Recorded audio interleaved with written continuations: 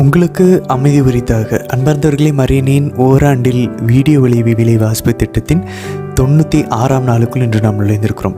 இன்றைக்கி நம்ம புதிய ஒரு புத்தகத்தை ஆரம்பிக்க போகிறோம். சாமுவேலினுடைய நூலை நம்ம இன்றைக்கி ஸ்டார்ட் பண்ண போகிறோம். நம்ம ஏற்கனவே அன்பார்ந்தவர்களே, உங்களுக்கு தெரியுமா, நம்ம 3 மாதத்தில் 9 புத்தகங்கள் முடிச்சிட்டோம். 5 புக்கு தோரா முடித்தாச்சு. அது கூடவே நம்ம என்ன படித்தோம்? யோபு ஃபஸ்ட்டு முடித்தோம் 6, 7வது யோசுவா, 8வது நீதி தலைவர்கள், 9வது ரூத். இது இல்லாமல் நம்ம கூடவே திருப்பாடல், நீதிமொழிகள்லாம் கொஞ்சம் கொஞ்சம் நம்ம வாசித்து முடிச்சுக்கிட்டே வந்துட்டுருக்கோம். ஸோ 9 புத்தகங்கள் நம்ம முடிச்சிட்டோம் 46 புத்தகங்களில் 3 மாதத்தில். தொடர்ந்து நம்ம பயணிப்போம். சரி, இன்றைக்கி நம்ம சாமுவேல் புத்தகத்தை ஆரம்பிக்க போகிறோம். இந்த சாமுவேலினுடைய பிறப்பு, இந்த புத்தகம், இது எல்லாமே பேர் வேணால் சாமுவேல்னு இருக்கலாம். ஆக்சுவலாக பார்த்தோம் அப்படின்னாக்க இந்த மொத்த 1 சாமுவேல் 2 சாமுவேல் தாவீதை பற்றி தான். ஆக்சுவலாக இறையில் அறிஞர்கள் என்ன சொல்கிறாங்க அப்படின்னாக்க, இந்த சாமுவேல் புத்தகம் 1 சாமுவேல் 2 சாமுவேல்லாம் பிரிக்கப்படலையாம். ஒரே புத்தகமாக தான் இருந்துச்சு, சாமுவேல் புத்தகம், அவ்வளோதான். அதுதான் கிபி 300 இருந்த ஆரிஜின் அப்படின்றவர் சொல்கிறார். ஆனால் அது எப்போ பிரிக்கப்பட்டுச்சு, அதுக்கப்புறம் செப்டஜென்ட், அதாவது நமக்கு தெரியும் இந்த புத்தகங்கள்லாம் எபிரேய மொழி, ஹீப்ரு லாங்குவேஜில் எழுதப்பட்டது. இதை கிரேக்க மொழியில் மொழிபெயர்க்கும் போது அந்த மொழிபெயர்ப்பாளர்கள் இவ்வளோ பெரிய சுருளாக இருக்குது இந்த சாமுவேல் புத்தகம், இவ்வளோ பெருசெல்லாம் ஒரு சுருளேட்டில் வச்சுருக்க முடியாது, அதனால் இதை 2 புத்தகமாக பிரிக்கலாம்னு சொல்லி இவங்க 2 புத்தகமாக அதை பிரிக்கிறாங்க. அப்படி ஒரு செப்டஜென்ட் இருக்குது, கிரேக்க மொழிபெயர்ப்பு. இன்னொரு கிரேக்க மொழிபெயர்ப்பு செப்டஜென்ட், அந்த பாரம்பரியம் எப்படி இருக்குது? 1 சாமுவேல் 2 சாமுவேல்ன்ற பெயருக்கு பதிலாக 1 அரசாங்கம், 2 அரசாங்கம், 3 அரசாங்கம், 4 அரசாங்கம். ஸோ 1 சாமுவேல் 2 சாமுவேல் இப்போ நம்ம பார்க்குறோம். அதுக்கப்புறம் நம்ம என்ன பார்ப்போம்? 1 அரசர்கள் 2 அரசர்கள், ஃபஸ்ட்டு கிங்ஸ், செகண்ட் கிங்ஸ்ன்னு தான் நம்ம வாசிப்போம். ஆனால் ஒரு சில செப்டஜென்ட் கிரேக்க மொழிபெயர்ப்புகள் என்ன பண்ணியிருக்காங்க, இந்த 4க்கும் 1 அரசாங்கம் 2 அரசாங்கம் 1 சாமுவேல் 2 சாமுவேல். இப்போ நம்ம வச்சுருக்கிற 1 அரசர்கள் 2 அரசர்களில் 3 அரசாங்கம் 4 அரசாங்கமாக வச்சுட்டாங்க. ஸோ இது 4 புத்தகங்கள் புக் ஆஃப் கிங்டம்ஸ், அரசாங்கம் புத்தகம் சொல்லி 1, 2, 3, 4ன்னு சொல்லி பிரிச்சுட்டாங்க. ஸோ அப்படி இருந்திருக்கு. ஸோ இப்படி இந்த சாமுவேலுடைய புத்தகங்களுடைய வரலாறு ஒரு பக்கம் இருக்குது. ஸோ கடவுள், நம்ம ஏற்கனவே பார்த்தோம், நீதி தலைவர்களில் ஒரு சுழற்சியில் மக்கள் விழுந்துட்டுருக்காங்க. இந்த சுழற்சியிலிருந்து இவர்களுக்கு தன்னை அரசராக செயல்படுத்தி தன் இதயத்திற்கு நெருக்கமாக இருக்கக்கூடிய ஒரு அரசரை கொண்டு வருவதற்கான ஆண்டவருடைய திட்டத்தில் இன்றைக்கி இந்த சாமுவேல் புத்தகம் துவங்க போகிறது. இதில் அன்னா அப்படின்ற இந்த பெண் ஒரு முக்கியமான ஒரு பங்கு வகிப்பாங்க. இவங்க எப்ராயிம் குலத்தை சார்ந்தவர்கள். ஸோ இன்றைக்கி இவங்களுடைய பிள்ளையாக தான் சாமுவேல் இறைவாக்கினர் பிறக்க போகிறார். இவர் தான் கடைசி நீதி தலைவரும் கூட. ஸோ இவர் தான் கிங் மேக்கர், அரசர்களை உருவாக்குகிறவர். இஸ்ரேலினுடைய முதல் 2 அரசர்கள், சவுல், தாவீதை திருநிலைப்படுத்த போகிறவர், அனாயிண்ட் பண்ண போகிறவர் இவர் தான். ஸோ இவர் முக்கியமான இஸ்ரேலை நீதி தலைவர்கள் காலத்திலிருந்து அரசர்கள் காலத்திற்கு பரிமாற்றம், டிரான்சிஷன் செய்யக்கூடிய ஒரு முக்கியமான ஒரு இறைவாக்கினராக சாமுவேல் திகழப் போகிறார். ஆக்சுவலாக நம்ம ஏற்கனவே பார்த்த மாதிரி சாமுவேல்ன்ற புத்தகம் 1, 2 இருந்தாலும் இது மொத்தமும் தாவீது அரசர். தாவீதுக்கு சம்மந்தப்பட்டவர் தான் சாமுவேல். தாவீது சம்மந்தப்பட்டவங்க தான் சவுல் ஒருவர். தாவீது சம்மந்தப்பட்டவங்க தான் அடுத்து யோனத்தான், எல்லாருமே. ஸோ இந்த புத்தகத்தில் இருக்க எல்லா கதாபாத்திரங்களுமே, நபர்களுமே தாவீதோட தொடர்பு இருக்கிறதுனால தான் இந்த புத்தகத்தில் இருப்பாங்க. ஸோ மோசேவுக்கு அடுத்து, ஆபிரகாமுக்கு அடுத்து மோசே, யாக்கோபு, அப்புறம் மோசேவுக்கு அடுத்து பார்த்தோன்னாக்கா தாவீது தான் முக்கியமான ஒரு முற்காலத்து தலைவராக, தந்தையராக இருக்கிறார். பேட்ரியார்க்கிக்கல் ஒரு நபராக, ஃபிகராக இருக்கிறார். ஸோ மோசேவை பாருங்கள், பழைய ஏற்பாட்டில் மோசேவுடைய பெயர் 767 முறை தான் வருதான். ஆனால் தாவீதோடைய பெயர் 1075 தடவை வருதான். அதாவது 1 சாமுவேலினுடைய 2வது பகுதியிலேருந்து மொத்த 2 சாமுவேல் புத்தகம் ஃபுல்லுமே தாவீதுக்கு தானாம். அதாவது என்ன சொல்கிறாங்க அப்படின்னாக்க, இந்த மொத்த பைபிளை எடுத்துக்கிட்டோன்னா ஒரு நபரை பற்றி அதிகமாக எழுதப்பட்டிருக்கு அப்படின்னா, புதிய ஏற்பாடு பழைய ஏற்பாடு எல்லாம் சேர்த்து ஒரு நபரை பற்றி அதிகமாக எழுதப்பட்டிருக்கு அப்படின்னா அது ஆண்டவர் இயேசு தான். ஏன்னா 4 நற்செய்திகள் உண்டு. ஆண்டவர் இயேசுக்கு அடுத்தபடியாக இருக்கிறது யார் தெரியுமா? தாவீதான். இறையியல் அறிஞர்கள் சொல்கிறாங்க. ஸோ அந்தளவுக்கு பைபிள் வந்து தாவீதுக்கு வந்து ஒரு முக்கியமான ஒரு இம்பார்ட்டன்ஸ் கொடுக்கப்படுகிறது.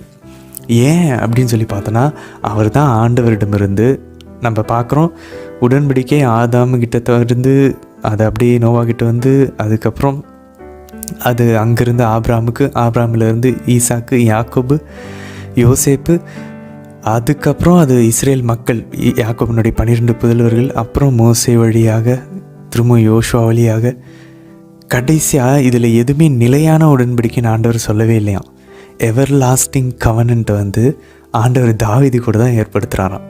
பாருங்களேன், அப்போ எவ்வளோ வந்து தாவீது ஒரு முக்கியமான நபராக இருந்திருப்பார். ஸோ அது எல்லாத்தையுமே நான் இங்கே பார்க்குறோம். அது மட்டும் இல்லை, அது என்ன நிலையான உடன்படிக்கை, தாவீதினுடைய மகன் கடவுளுடைய மகனாக இருப்பான்னு சொல்லி. ஸோ கடவுளுடைய மகனாக ஆகக்கூடிய, ஏற்கனவே இஸ்ரேல் தலைப்பிள்ளையாக இருக்கணும்னு தான் ஆண்டவர் சொல்கிறாரு. ஆனால் அது நிலையான ஒரு உடன்படிக்கையாக இல்லை. ஸோ இங்கே தாவீது தான் அந்த எவர்லாஸ்டிங் கவர்னண்ட்டை வாங்குறாரு. இஸ்ரேலுக்கு ஆண்டவர் சீனாய் மலையில் கொடுத்தாரு என் தலைப்பிள்ளையாக இருக்கணும், அதை அவங்க மீறிட்டாங்க. அதை எடுத்து ஆண்டவர் தாவீதுக்கிட்ட கொடுக்குறாராம். ஸோ தாவீது தான் மொத்த முற்காலத்தின் தலைவர்களினுடைய எல்லா இறைவாக்கினர்களினுடைய எல்லா முற்காலத்தின் தந்தையர்களுடைய ஆன்சஸ்டர்ஸினுடைய ஆண்டவர் கொடுத்த அந்த வாக்குறுதிகளையும் ஆசீர்வாதங்களையும் எல்லாத்தையும் ஒன்றா சேர்த்து தாவீதுக்கிட்ட ஆண்டவர் இங்கே கொடுக்குறான். ஸோ பின்னாடி ஒரு மெஷியா வரப்போகிறார் அப்படின்றத எதிர்நோக்க வைக்கிறதுக்கு இறைவாக்கினர்கள் எல்லாமே கடைசியாக எங்கே திரும்ப வருவாங்களாம், பழைய ஏற்பாட்டில் தாவீதோடைய இந்த உடன்படிக்கை ஆண்டவர் செஞ்சார் பாருங்க, இங்கே தான் திரும்ப இறைவாக்கினர்கள் வந்துக்கிட்டே இருப்பாங்களாம். இதை வச்சு தான் திருப்பி வந்து ஆண்டவர் மெஸ்ஸியாவை கொண்டு வருவார்னு சொல்லி தாவீதுகிட்ட ஏற்படுத்தின உடன்படிக்கை தான் ரொம்ப முக்கியம் அப்படின்னு சொல்லி சொல்கிறாங்க. ரேமன் ப்ரவுன் அப்படின்ற கத்தோலிக்க விவிலிய அறிஞர், இப்போ இந்த 20வது நூற்றாண்டில் வாழ்ந்த ரொம்ப முக்கியமான ஒரு கத்தோலிக்க அறிஞர், அவர் வந்து என்ன சொல்கிறாருன்னா, தாவீது ஏற்படுத்தின அரசாட்சி, கிங்டம், இதை நம்ம தெளிவாக புரிஞ்சுக்கிட்டோம் அப்படின்னாக்க இதுதான் புதிய ஏற்பாட்டின் திருச்சபை, நம்ம கத்தோலிக்க திரு அவையினுடைய ஒரு நெருக்கமான ஒரு முன்னடையாளமாக இருக்குதான். ஸோ தாவீதோடைய அரசாட்சி தான் புதிய ஏற்பாட்டின் திருச்சபையின் அரசாட்சிக்கு ஒரு முன்னடையாளமாக இருக்குதான். தாவீதோடைய கடைசியாக திருச்சபையோட அரசாட்சி தான் ஆண்டவருடைய அரசாட்சி. ஸோ கத்தோலிக்க திருவையினுடைய நம்மளுடைய இந்த கிங்டம் தான் உலகம் ஃபுல்லாக பரவி இருக்கு பாருங்கள், இதுதான் ஆண்டவருடைய அரசாங்கம். ஸோ ஆண்டவருடைய அரசாங்கமும் தாவீதுடைய அரசாங்கமும் ரொம்ப நெருக்கமான தொடர்பு உண்டு. நம்ம தாவீதின் அரசாங்கத்தை ஒழுங்காக புரிஞ்சுக்கிட்டோன்னா ஆண்டவர் இயேசு தாவீதின் மகனாக வந்து அவர் ஏற்படுத்த போகிற அரசாங்கத்தினுடைய கட்டமைப்பு நமக்கு புரியும் அப்படின்னு சொல்கிறாங்க. ஸோ இந்த முதல் சாமுவேலினுடைய நூல் வந்து 3 பிரிவாக பிரிக்கிறாங்க. முதல் பிரிவு ஏலி இறைவாக்கினர் கிடையாது, ஏலி குரு. ஸோ ஏலி வந்து ஒரு குருவாக இருப்பார். ஏலியிலிருந்து சாமுவேலுக்கு பரிமாற்றமாகும். இது வந்து முதல் 7 அதிகாரங்கள். அப்புறம் 8லேருந்து 15 அதிகாரங்கள் சாமுவேலிருந்து சவுல் அரசருக்கு பரிமாற்றமாகும். அப்புறம் 16லேருந்து 31 அதிகாரங்கள் வரைக்கும் சவுல்லேருந்து தாவீதுக்கு பரிமாற்றமாகும். ஸோ இதெல்லாம் தான் வந்து இந்த புத்தகத்தினுடைய 3 பிரிவுகள். அதுக்கப்புறம் 2 சாமுவேல் ஃபுல்லாக தாவீது தான். சரி, இன்றைக்கி நம்ம சாமுவேல் முதல் நூலிலிருந்து முதல் அதிகாரமும் 2வது அதிகாரம் மட்டும் வாசிக்க போகிறோம். இன்றைக்கி நம்ம அன்னாள்ன்ற முக்கியமான சாமுவேலுடைய அம்மாவை நம்ம வந்து இன்ட்ரடியூஸ் ஆகிறோம். சாமுவேல் பிறக்க போகிறார். ஸோ அன்னாள் வந்து மாதாவினுடைய ஒரு முன்னடையாளமாக இருப்பாங்க. சாமுவேல் வந்து ஆண்டவர் இயேசுனுடைய முன்னடையாளமாக இருப்பார் தாவீது வர வரைக்கும். தாவீது வந்ததுக்கப்புறம் சாமுவேல் வந்து ஸ்நாபகரில் பிறனுடைய முன்னடையாளமாக மாறிடுவார். ஸோ ஜான் த பேப்டிஸ்ட் மாதிரி. இப்போதைக்கு அண்ணா வந்து மாதாவை குறிக்கும், சாமுவேல் வந்து ஆண்டவர் இயேசுவை குறிக்கும். ஸோ இப்படி தான் நம்ம வந்து இன்றைக்கி பயணிக்க போகிறோம். இனிமேல் கொஞ்சம் இந்த ஒரு முதல் தாவீது வர வரைக்கும் மாதாவுடைய பாடல் இருக்கு இல்லையா, அதுக்கும் இன்றைக்கி 2ஆம் அதிகாரத்தில் அண்ணா ஒரு பாடல் பாடுவாங்க. 2க்குமே அவ்வளவு நெருங்கின தொடர்புகள் உண்டு. அதை நம்ம பின்னாடி விளக்க உரையில் பார்ப்போம். இன்றைக்கி திருப்பாடல் 149 இணைந்து நம்ம கூடவே வாசிப்போம். ஆண்டவரை புகழக்கூடிய இன்னொரு அல்லேலூயா திருப்பாடல் அது. சரி, இன்றைய தினத்திற்கு 3 கேள்விகள் உண்டு. முதல் கேள்வி, சாமுவேலினுடைய பெயரின் அர்த்தம் என்ன? முதல் கேள்வி. 2வது கேள்வி, இன்றைக்கி மாதாவுக்கு சம்மந்தப்பட்ட ஒரு வசனம் திருப்பாடலில் வரும். நீங்கள் ஏற்கனவே கெஸ் பண்ணிடலாம் ஈஸியாக. மூன்றாவது கேள்வி, இன்றைக்கி ஒரு திருப்பாடல் ஆண்டவருடைய வார்த்தையை ஞாபகப்படுத்தக்கூடிய, ஆண்டவருடைய வார்த்தையின் வல்லமையை ஞாபகப்படுத்தக்கூடிய ஒரு வசனமாக இருக்கும் திருப்பாடலில். எந்த வசனம் சொல்லி யோசித்து கொண்டே நம்ம விவிலிய பகுதிக்குள்ளே ஜெபத்தோடு நம்ம துவங்கலாம். தந்தை, மகன், தூய ஆவியாரின் பெயராலே ஆமேன். தந்தையாம் இறைவனை அழைத்து ஜெபிப்போம். அருள் நிறைந்த அன்னை மரியே வாழ்க, ஆண்டவரும் உடனே, பெண்களுக்குள் ஆசை பெற்றவர் நீரே அம்மா. உம்முடைய திருவயிற்றின் கனியாகி இயேசு கிறிஸ்துவும் ஆசை பெற்றவரே. புனித அன்னை மரியே, இறைவனின் தாயே, பாவிகளாய் இருக்கிற எங்களுக்காக இப்பொழுதும் எங்கள் இறப்பின் வேளையிலும் வேண்டிக் கொள்ளும் அம்மா. ஆமேன். ஆண்டவர் இயேசுவை அழைத்து ஜெபிப்போம். அருள் நிறைந்த அன்னை மரியே வாழ்க, ஆண்டவரும் உடனே, பெண்களுக்குள் ஆசை பெற்றவர் நீரே அம்மா. உம்முடைய திருவயிற்றின் கனியாகி இயேசு கிறிஸ்துவும் ஆசை பெற்றவரே. புனித அன்னை மரியே, இறைவனின் தாயே, பாவிகளாய் இருக்கிற எங்களுக்காக இப்பொழுதும் எங்கள் இறப்பின் வேலையிலும் வேண்டிக் கொள்ளும் அம்மா. ஆமேன். தூய ஆவியானவரை அழைத்து ஜெபிப்போம். அருள் நிறைந்த அன்னை மரியே வாழ்க, ஆண்டவரும் உடனே, பெண்களுக்குள் ஆசை பெற்றவர் நீரே அம்மா. உம்முடைய திருவயிற்றின் கனியாகி இயேசு கிறிஸ்துவும் ஆசை பெற்றவரே. புனித அன்னை மரியே, இறைவனின் தாயே, பாவிகளாய் இருக்கிற எங்களுக்காக இப்பொழுதும் எங்கள் இறப்பின் வேலையிலும் வேண்டிக் கொள்ளும் அம்மா. ஆமேன். சாமுவேல் ஆகமம் முதல் நூல், அதிகாரம் 1. எப்ராயிம் மலைநாட்டை சார்ந்த ராமாத்தையும் சோப்பீமில் எல்கானா என்ற ஒருவர் இருந்தார். இவர் எப்ராயிமை சார்ந்த சூப்பின் மகனான தோகுவின் மைந்தனான எலிகூபின் புதல்வனான எரோகாமின் மகன். அவருக்கு அன்னா, பெனின்னா என்ற 2 மனைவியர் இருந்தனர். பெனின்னாவுக்கு குழந்தைகள் இருந்தனர், அன்னாவுக்கோ குழந்தைகள் இல்லை.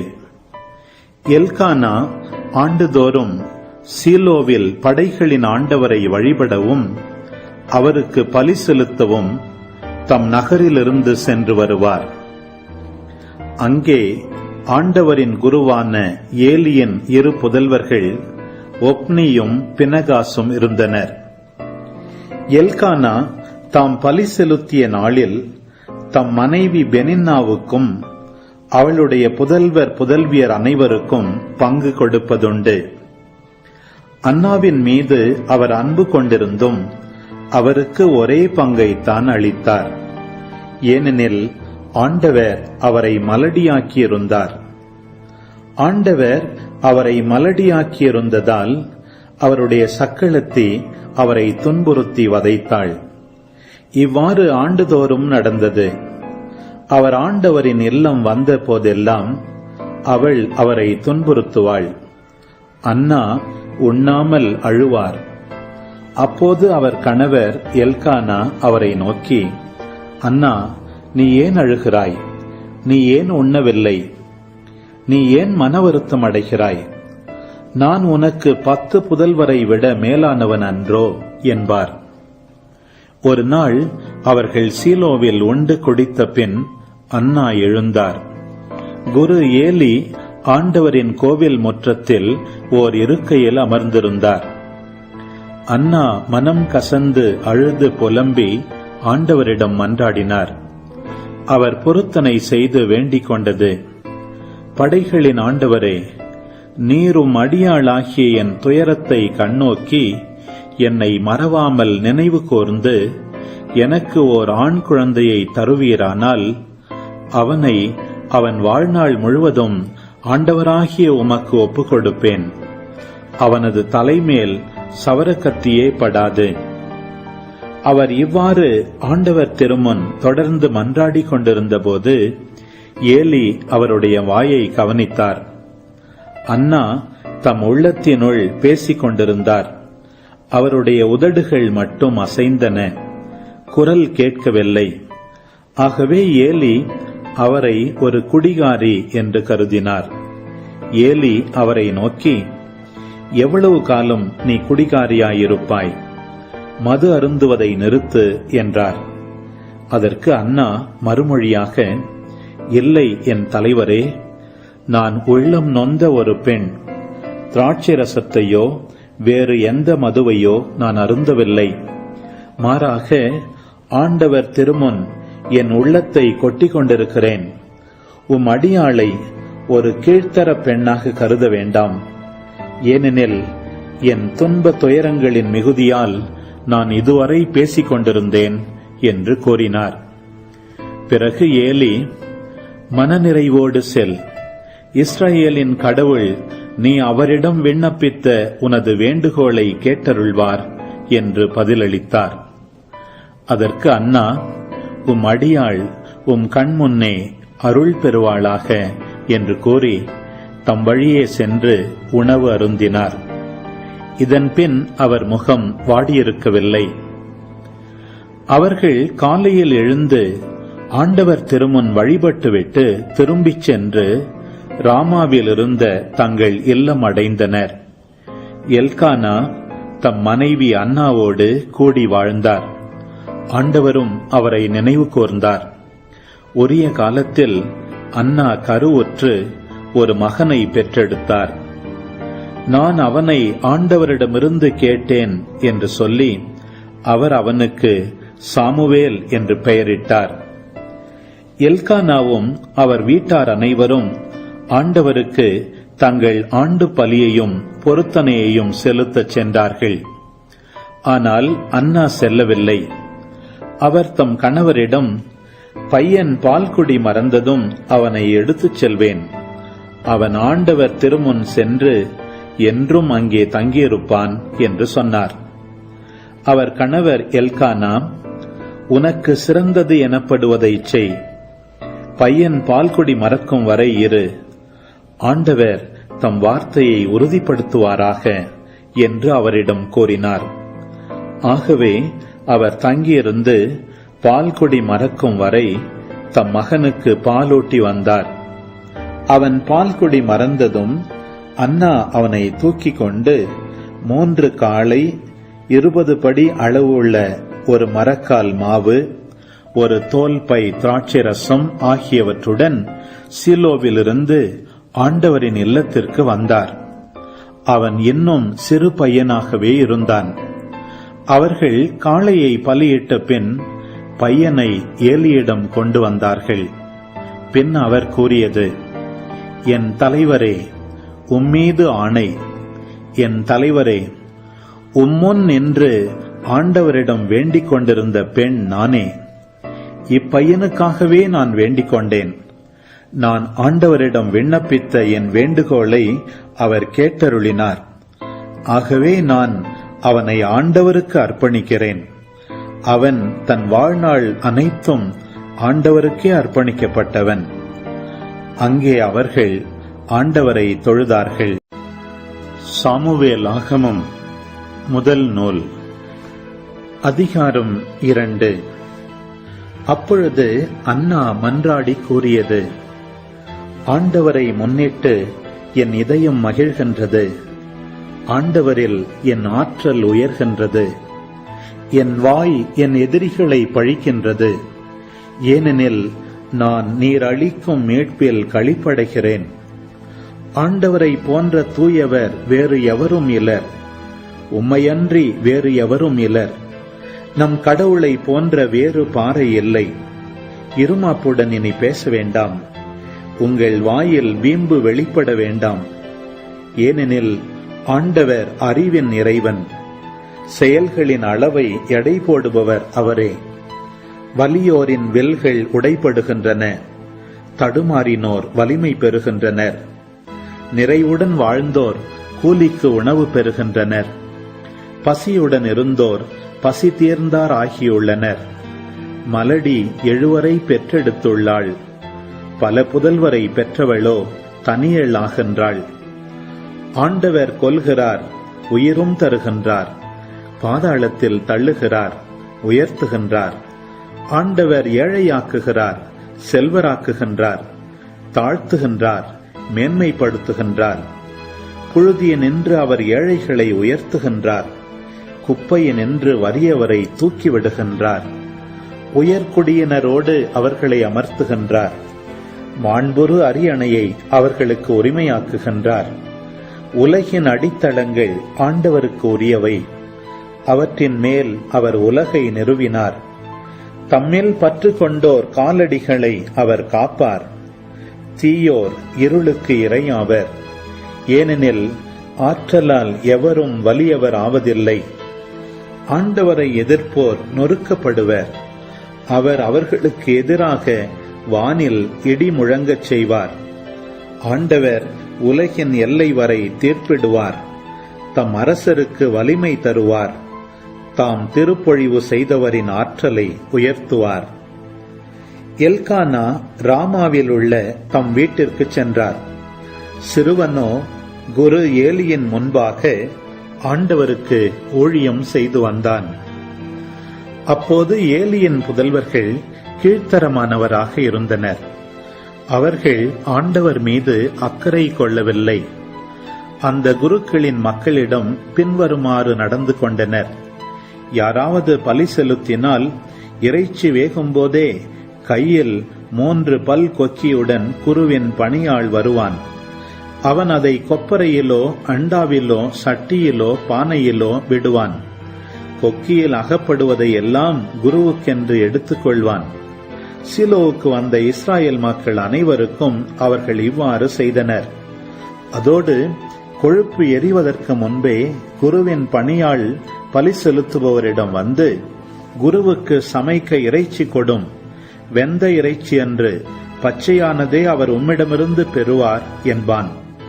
யாராவது அவனிடம், தற்போது கொழுப்பு எரியட்டும், பிறகு நீ விரும்பியதை எடுத்துக்கொள் என்று சொன்னால், அதற்கு அவன், இல்லை, நீர் இப்பொழுதே கொடும், இல்லையேல் நான் வலிந்து எடுத்துக்கொள்வேன் என்று சொல்வான். ஆகவே அந்த இளைஞரின் பாவம் ஆண்டவரின் திருமுன் மிக பெரியதாகவே இருந்தது. ஏனெனில் அவர்கள் ஆண்டவருக்கு செலுத்தப்பட்ட படையல்களை துச்சமாக கருதினார்கள். ஆண்டவர் முன் ஊழியம் செய்த சிறுவன் சாமுவேல் நார்பட்டாலான ஏபோது அணிந்திருந்தான். சாமுவேலின் தாய் அவனுக்காக ஆண்டுதோறும் ஒரு சிற்றாடை தைத்து தம் கணவரோடு ஆண்டு பலி செலுத்தச் சென்றபோது அவனிடம் கொடுப்பார். எல்கானாவுக்கும் அவர் மனைவிக்கும் ஏலி ஆசி வழங்கி எல்கானாவை நோக்கி, ஆண்டவர் இப்பெண் வழியாக இவள் அவருக்கு நேர்ந்தளித்தவனுக்கு பதிலாக உனக்கு வழிமரபை அருள்வாராக என்று கூறுவார். பிறகு அவர்கள் தங்கள் ஊருக்கு திரும்பிச் செல்வர். ஆண்டவர் அன்னாவை கடைக்கண் நோக்கினார். அவர் கருவுற்று 3 ஆண்களையும் 2 பெண்களையும் பெற்றெடுத்தார். சிறுவன் சாமுவேலோ ஆண்டவர் திருமுன் வளரலானான். ஏலி முதிர்ந்த வயதடைந்தார். தம் பிள்ளைகள் இஸ்ரவேலருக்கு எதிராகச் செய்த அனைத்தையும், சந்திப்பு கூடார வாயிலில் ஊழியம் செய்து வந்த பெண்களோடு தகாத உறவு கொண்டிருந்ததையும் கேட்டறிந்தார். அவர் அவர்களை நோக்கி கூறியது, நீங்கள் ஏன் இவ்வாறு செய்கிறீர்கள்? இவ்வனைத்து மக்களிடமிருந்தும் உங்கள் தீய நடவடிக்கைகளை பற்றி கேள்விப்படுகிறேனே. வேண்டாம் பிள்ளைகளே, ஆண்டவரின் மக்களிடையே பரவியிருப்பதாக நான் கேள்விப்படும் இச்செய்தி நல்லதல்ல. ஒருவர் மனிதருக்கு எதிராக பாவம் செய்தால் வேறெவராவது கடவுளிடம் அவருக்காக பரிந்து பேசலாம். ஆனால் ஒருவர் ஆண்டவருக்கு எதிராக பாவம் செய்தால் அவருக்காக பரிந்து பேசுவோர் யார்? இருப்பினும் அவர்கள் தங்கள் தந்தையின் குரலுக்கு செவி கொடுக்கவில்லை. ஏனெனில் அவர்கள் கொல்லப்பட வேண்டும் என்பது ஆண்டவரின் திருவுளமாக இருந்தது. சிறுவன் சாமுவேல் வளர்ந்து ஆண்டவருக்கும் மனிதருக்கும் உகந்தவனாய் இருந்து வந்தான். அப்போது இறையடியார் ஒருவர் ஏலியிடம் வந்து கூறியது, ஆண்டவர் இவ்வாறு கூறுகிறார், எகிப்து நாட்டில் பார்வோன் வீட்டாருக்கு உன் மூதாதை வீட்டார் அடிமைகளாக இருந்தபோது அவர்களுக்கு நான் என்னையே வெளிப்படுத்தினேன். என் பீடத்தில் திருப்பணி புரியவும் தூபம் காட்டவும் என் முன் ஏபோது அணியவும் அவர்களை நான் இஸ்ரவேலின் அனைத்து குலங்களினின்றும் தேர்ந்தெடுத்தேன். இஸ்ரவேல் மக்கள் எனக்கு செலுத்திய நெருப்பு பலிகள் அனைத்தையும் நான் உன் மூதாதை வீட்டாருக்கே கொடுத்தேன். பின் நானே கட்டளையிட்ட பலிகளையும் படையல்களையும் துச்சமாய் மதிப்பது ஏன்? உன் புதல்வர்களை எனக்கு மேலாக உயர்த்தி என் மக்கள் இஸ்ரவேல் செலுத்தும் ஒவ்வொரு படையலிலும் சிறந்தவற்றை எடுத்துக்கொண்டு உங்களையே கொழுக்க வைப்பதேன்? இஸ்ரவேலின் கடவுளாகிய ஆண்டவர் கூறுவது, உன் வீடும் உன் மூதாதை வீடும் என் முன்பாக என்றென்றும் ஊழியம் புரிவீர் என வாக்களித்திருந்தேன். ஆனால் தற்போது ஆண்டவர் கூறுவது, இவ்வாக்கு என்னை விட்டு அகல்வதாக. ஏனெனில் என்னை மதிப்போரை நான் மதிப்பேன், என்னை இகழ்வோர் இகழ்ச்சி அடைவர். இதோ நாள்கள் நெருங்குகின்றன, அப்பொழுது உன் ஆற்றலையும் உன் மூதாதை வீட்டாரின் ஆற்றலையும் நான் அழிப்பேன். உன் வீட்டில் ஒரு முதியவர் கூட இருக்க மாட்டார். அப்போது ஏனைய இஸ்ராயேலருக்கு அருளப்படும் அனைத்து நலனையும் நீ பொறாமையோடு மனம் வெதும்பி பார்ப்பாய். உனது வீட்டிலோ என்றென்றும் ஒரு முதியவர் கூட இருக்க மாட்டார். என் பீட பணியினின்று விலக்கிவிடாமல் நான் வைத்துக் கொள்ளவிருக்கும் உங்களுள் ஒருவன் கண்கள் மங்கி மனம் தளர்வடையும் மட்டும் இருப்பான். ஆனால் உன் வீட்டில் வளரும் தலைமுறையினர் இளம் வயதில் சாவர்.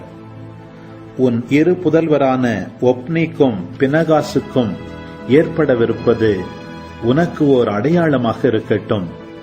ஒரே நாளில் அவர்கள் இருவரும் மடிவர். என் திட்டத்திற்கும் விருப்பத்திற்கும் ஏற்ப செயல்படும் நம்பிக்கைக்குரிய ஒரு குருவை நான் எழுப்புவேன். அவனுக்கு ஒரு நிலையான வீட்டை கட்டி எழுப்புவேன். அவன் எந்நாளும் என்னிடம் திருப்பொழிவு பெறுபவனுக்கு பணி செய்வான். எஞ்சியுள்ள உன் வீட்டார் அனைவரும் ஒரு வெள்ளிக்காசுக்கோ ஓர் அப்பத்துக்கோ அவனிடம் வந்து கையேந்தி நின்று, தயை கூர்ந்து எனக்கு ஓர் அப்பம் கிடைக்குமாறு குருத்துவ ஊழியத்தில் என்னை சேர்த்தருளும் என்பார்கள். திருப்பாடல் 149. அல்லேலூயா! ஆண்டவருக்கு புதியதொரு பாடலை பாடுங்கள். அவருடைய அன்பர் சபையில் அவரது புகழை பாடுங்கள். இஸ்ரவேல் தன்னை உண்டாக்கினவரை குறித்து மகிழ்ச்சி கொள்வதாக. சீயோனின் மக்கள் தம் அரசரை முன்னிட்டு களி கூறுவார்களாக. நடனம் செய்து அவரது பெயரை போற்றுவார்களாக. மத்தளம் கொட்டி யாழ் இசைத்து அவரை புகழ்ந்து பாடுவார்களாக. ஆண்டவர் தம் மக்கள் மீது விருப்பம் கொள்கின்றார். தாழ்நிலையில் உள்ள அவர்களுக்கு வெற்றி அளித்து மேன்மைப்படுத்துவார். அவருடைய அன்பர் மேன்மை அடைந்து களி கூர்வராக. மெத்தைகளில் சாய்ந்து மகிழ்ந்து கொண்டாடுவராக. அவர்களின் வாய் இறைவனை ஏற்றி புகழட்டும். அவர்களின் கையில் இருபுறமும் கூர்மையான வாள் இருக்கட்டும். அவர்கள் வேற்றினத்தாரிடம் பழி தீர்த்துக் கொள்வார்கள். மக்களினங்களுக்கு தண்டனை தீர்ப்பிடுவார்கள். வேற்றின மன்னர்களை விலங்கிட்டு சிறை செய்வார்கள். உயர்குடி மக்களை இரும்பு விலங்குகளால் கட்டுவார்கள். முன்குறித்து வைத்த தீர்ப்பை அவர்களிடம் நிறைவேற்றுவார்கள். இத்தகைய மேன்மை ஆண்டவர் தம் அன்பர் அனைவருக்கும் உரித்தானது. அல்லேலூயா. அமேன். ஆண்டவரே, இந்த நாளுக்கான இந்த இறை வார்த்தைகளுக்காக நன்றி செலுத்துகிறோம் அப்பா. ஆண்டவரே, ஏலியின் புதல்வர்களைப் போல உம்முடைய பலிகளையோ இல்லை உங்களுடைய கட்டளைகளையோ துச்சமாக கருதாமல் சாமுவேலை போல அர்ப்பணிக்கப்பட்டவராக வாழக்கூடிய ஒரு அருளை தந்துள்ளோம் ஆண்டவரே. அம்மா, நீங்கள் எப்படி ஆண்டவர் இயேசுவை பலியாக கொடுத்தீங்களோ, எப்படி இன்றைக்கி அண்ணா சாமுவேலை ஆண்டவருக்கு பலியாக ஒப்பு கொடுத்தார்களோ, அதே போல் நாங்கள் எங்களையே, எங்களுடைய உடல் ஆன்மா ஆவியை ஆண்டவருக்காக தகன பலியாக ஒப்பு கொடுத்து பரிசுத்தப்படுத்தி ஆண்டவரிடமிருந்து தான் பெற்றுக்கொண்டோம். ஆண்டவரிடமே திரும்பி கொடுக்க தாராள உள்ளத்தை தந்து நீனே அங்கே வாழ்வது ஆண்டவர் இயேசுக்காக வாழணுமா? அப்படிப்பட்ட ஒரு உள்ளத்தை, உங்களுடைய உள்ளத்தை எங்களுக்கு தந்துள்ள வேண்டி உங்களை கெஞ்சி மன்றாடுகிறோம் அம்மா. தந்தை, மகன், தூய ஆவியாரின் பெயராலே ஆமேன். அன்பார்ந்தவர்களே, இன்றைய தினத்திற்கான 3 கேள்விகளுக்கான பதிலை முதல்ல பார்த்துடலாம். முதல் கேள்வி, சாமுவேல் அப்படின்ற அந்த வார்த்தைக்கான அர்த்தம் என்ன? 1 சாமுவேல் 1ஆம் அதிகாரம் 20ஆம் வசனத்தில் பாருங்கள், நான் அவனை ஆண்டவரிடமிருந்து கேட்டேன். எபிரேய மொழியில் ஷெமுவேல் அப்படின்னாக்க காட் ஹியர்ஸ், கடவுள் கேட்கிறார் அப்படின்னு அர்த்தமா. பாருங்களேன், சாமுவேல்ன்ற வார்த்தை கடவுள் கேட்கிறார்னு அர்த்தமா. 2வது கேள்விக்கு போவோம். மாதாவுக்கு சம்மந்தப்பட்ட ஒரு வசனம் உங்களுக்கு தெரியும். இஸ்ரேல் வந்துச்சுன்னா, சியோன்னு வந்துருச்சுன்னா அது மாதாவை தான் குறிக்கும். எருசலேம்னு வந்தாலும் அது மாதாவை தான் குறிக்கும். பாருங்கள், 149ஆம் அதிகாரம் திருப்பாடல் இன்றைக்கி நம்ம வாசிச்சதில் 3ஆம் வசனத்தில் பாருங்கள், இஸ்ரேல் தன்னை உண்டாக்கியவரை குறித்து மகிழ்ச்சி கொள்வதாக. ஆண்டவர் மாதாவை வந்து ஆண்டவர் தானே உருவாக்கினார். மாதாவை உருவாக்கின ஆண்டவரை குறித்து மாதா மகிழ்வாங்களாம். அதனால தான் மாதா மகிழ்ந்து பாடுறாங்க. என் ஆன்மா ஆண்டவரை ஏற்றி போற்றி பெருமைப்படுத்துகிறது, என் மீட்பரம் கடவுளை நினைத்து எனது மனம் பேரு வகை கொள்கிறது அப்படின்றாங்க மாதா லூக்கா நற்செய்தியில். அது மட்டும் இல்லை பாருங்கள், தொடர்ந்து திருப்பாடலில் சியோனின் மக்கள் தம் அரசரை முன்னிட்டு களி கூறுவார்களாக. சீயனுடைய மக்கள்னால் சீயனுடைய பிள்ளைங்க யார்? நம்ம தான்.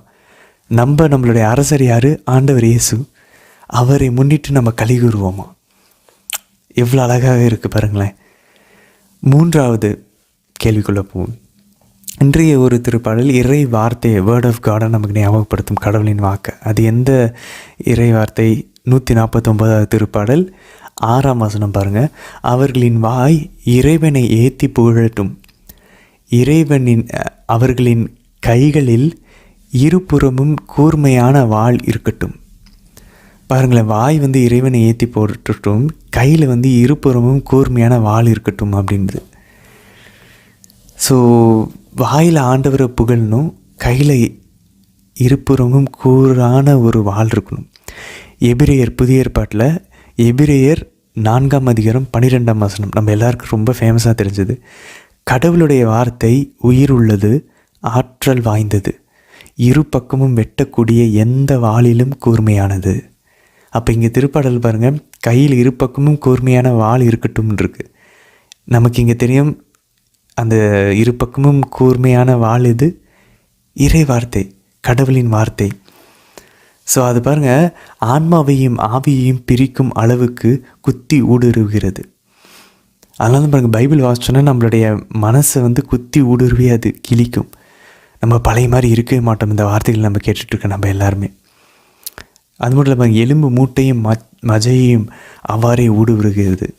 உள்ளத்தின் சிந்தனைகளெல்லாம்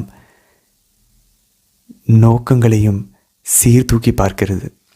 அப்போ பாருங்களேன், நம்மளுடைய மனசில் என்னென்ன சிந்தனை இருக்கோ அது இறைவார்த்தை வந்து குத்தி கண்ணாடி மாதிரி நம்மளை கிழிச்சு காட்டிடும். நம்ம என்ன சிந்திச்சுட்டு இருக்கோம். அதனால தான் பாருங்களேன், பைபிள் வாசிக்க நம்ம சிந்தனையில் தான் நம்ம வந்து பரிசுத்தமாயிட்டே இருப்போம். சிந்தனை பரிசுத்தமாச்சுன்னா நம்மளுடைய செயல்கள் பரிசுத்தமாயிட்டே இருக்கும். சிந்தனைகள்லாம் சீர்தூக்கி பார்க்குது. அப்போ நமக்கு தெரிய வரும், ஆண்டவருடைய இறை வார்த்தையை வந்து ஒரு பக்கம் அளவுகளாக வச்சுக்கிட்டு நம்மளுடைய சிந்தனைகளை நம்ம மாற்ற ஆரம்பிப்போம்.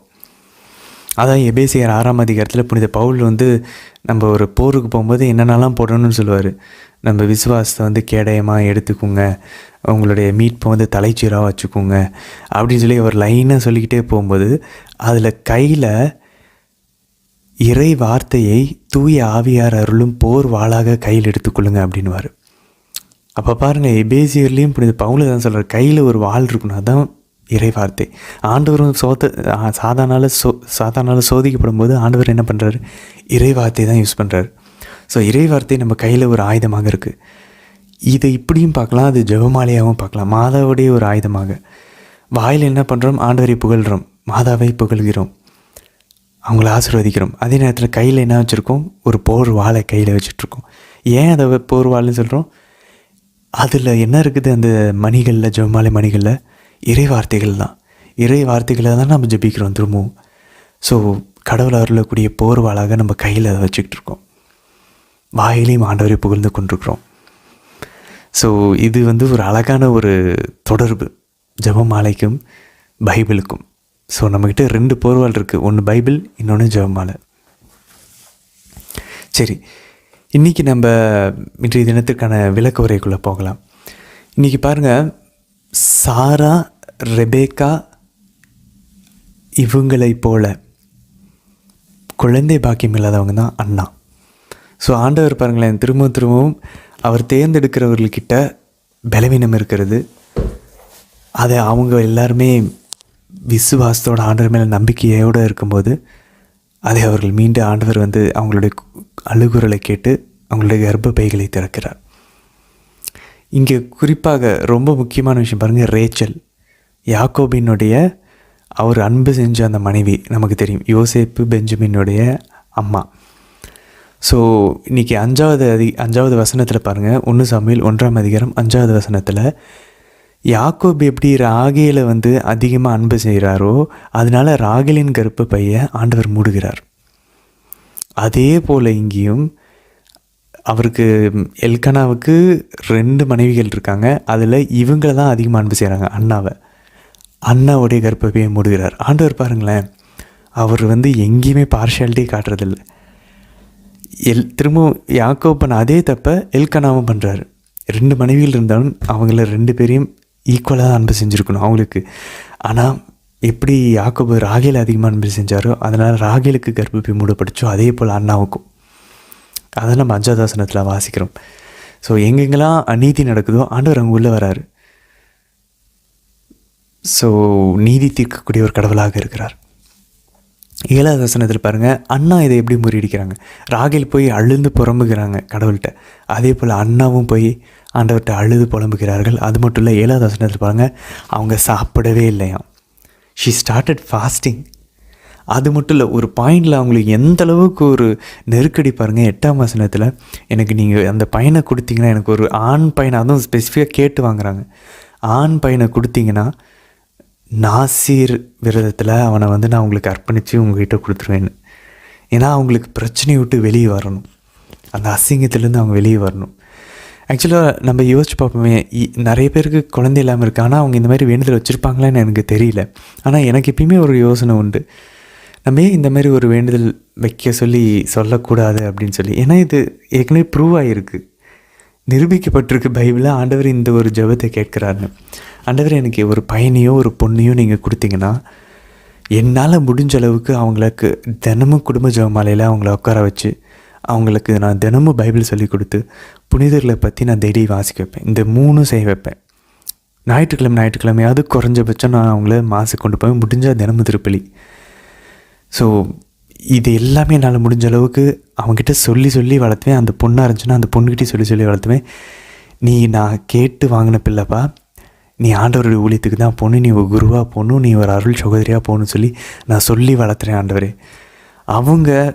அவங்களுடைய ஒரு முதிர்ச்சியான ஒரு நிலைக்கு வரும்போது அவங்க போகிறேன்னு இவ்வளவு நான் அவங்கள சொல்லி வளர்த்தி அவங்களுக்கு பக்தியிலையும் ஜெபத்துலேயும் வளர்த்தி அவங்க போகிறேன்னு முடிவெடுத்தாங்கன்னா கன்ஃபார்மாக அவங்கள நான் விட்டுருவேன் ஆண்டவரே. ஆனால் நான் என்னால் முடிஞ்சதை இதெல்லாம் நான் பண்ணுவேன் அப்படின்னு ஒரு முடிவு எடுத்தோன்னா ஏன் கடவுள் கேட்க மாட்டார் எனக்கு தெரியல. ஏன்னா நிறைய பேருக்கு நம்ம பார்த்துருக்கோம், நம்மளுடைய சமுதாயத்தில், நம்மளுடைய திருச்சபையில் குழந்தை பாக்கியம் இல்லாத பாவமாக நிறைய பேர் இருக்காங்க. ஸோ அவங்களுக்கு இது ஒரு நல்ல ஒரு நிரூபிக்கப்பட்ட ஒரு ஜெபம். இது ஆண்டவருக்கு கேட்குறாரு, ஆண்டவருக்கு இது பிடிக்கும் அப்படின்னு அது மட்டும் இல்லை, அந்த பிள்ளைங்களை அப்படி அவங்க விரும்பி கேட்டு ஆண்டவருக்காக அர்ப்பணித்து கருவில் உருவாகிறதுக்கு முன்னாடி பெற்றாங்கன்னா அந்த குழந்தை பாருங்கள் சாமியில் மாதிரி இன்னும் பரிசுத்தமாக வல்லமையாக திருச்சபையில் ஒரு எழுப்புதலை கொண்டு வரக்கூடிய ஒரு பிள்ளையாகவும் இருக்கும். ஏன் அப்படி கேட்கக்கூடாது? ஏன்னா எல்லா தேர்ந்தெடுக்கப்பட்டவர்களுக்குமே இந்த ஒரு விஷயம் இருக்குது, அவங்களுடைய பிள்ளைங்க அபிஷேகமாக இருக்கிறாங்க, பல வருஷங்கள் கழித்து குழந்தை பாக்கியம் இல்லாமல் அப்புறம் கிடைக்கிற பிள்ளைங்க. ஏன் அந்த மாதிரி கிடைக்கிற பிள்ளைய கோயிலுக்கு கொடுக்கக்கூடாது, கடவுளுக்கு கொடுக்கக்கூடாது? அதை நம்ம யோசித்து பார்ப்போமே. சரி, ஏன்னா நம்ம குழந்தையே கடவுள் கொடுக்குறதா, அதை திரும்ப கடவுள்கிட்ட கொடுத்தா என்ன தப்பு? அது மட்டும் இல்லை, நம்ம அது பின்னாடி பார்ப்போம், ஆண்டவர் பல மடங்கு அவங்கள திரும்ப ஆசீர்வதிப்பார், இன்னும் பல குழந்தைகளை கொடுப்பார். அண்ணாவுடைய அந்த வேண்டுதல் பாருங்கள், 11வது வசனத்தில், என்னை மறவாமல் நினைவு கூர்ந்து, அவங்க அப்படி தான் ஜெபிக்கிறாங்க, ரிமெம்பர் மீ லார்ட், என்னை நினைவு கூறுங்க ஆண்டவர் என்றாங்க. அதே அதிகாரத்தில் 19வது வசனத்தில் பாருங்கள், ஆண்டவரும் அவரை நினைவு கூர்ந்தார். அப்போ அவங்க என்ன வார்த்தையை சொல்லி ஜெபிக்கிறாங்களோ அதே வார்த்தையை ஆண்டவர் ஞாபகம் வச்சுருக்காரு. அப்போ பாருங்களேன், நம்ம பேசுகிற ஜெபம் கேட்காத மாதிரி தான் இருக்கும். ஏன்னா நம்ம ஆன்மா இன்னும் அந்த அளவுக்கு சென்சிட்டிவாக இல்லை. அது கரெக்டாக உள்ளே நடக்கக்கூடிய ஆவிகளுடைய அந்த நகர்வுகளை நம்ம கண்டுபிடிக்கிற அளவுக்கு இன்னும் சென்சிட்டிவாக இல்லை.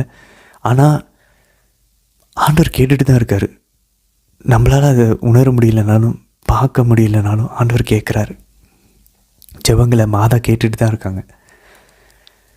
பாருங்களேன், ஏலி அந்த குரு அண்ணா குடிச்சிட்டு புலம்புறாங்கன்னு சொல்கிறப்ப அண்ணா ஒரு ஹைலைட்டான ஒரு வார்த்தை சொல்லுவாங்க. ஜெபத்துக்கான ஒரு அழகான ஒரு விளக்கம். 1 சாமுவேல் 1:15 பாருங்கள். ஆண்டவர் திருமுன் என் உள்ளத்தை கொட்டி கொண்டு இருக்கிறேன். I am pouring out my heart. So இதுதான் ஜெபம்.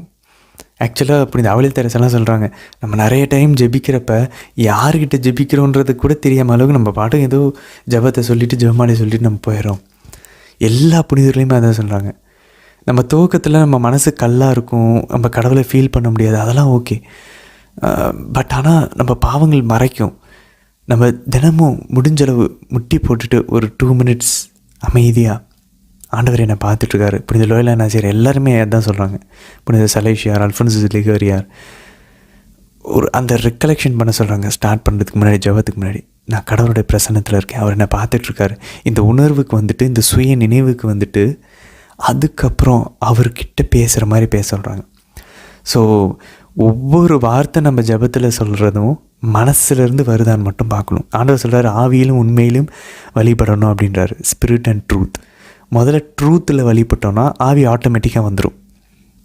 ஸோ நான் உண்மையாலுமே மனசில் இருக்கிறதான் பேசுகிறேன். சில சமயம் ரொம்ப அடுத்து ஏதாவது வேலை இருக்கும், ரொம்ப ரொம்ப கல்லாக இருக்கும் மனசு, எதுவும் ஃபீலே ப்ரேயர் பண்ணவே தோணாது. அதையே ஜெபமாக்குவோம். ஆண்டவரே எனக்கு இப்போ ஜெபிக்கவே தோணலப்பா, பேசலாம், அதையே கேட்கலாம் ஆண்டவர்கிட்ட.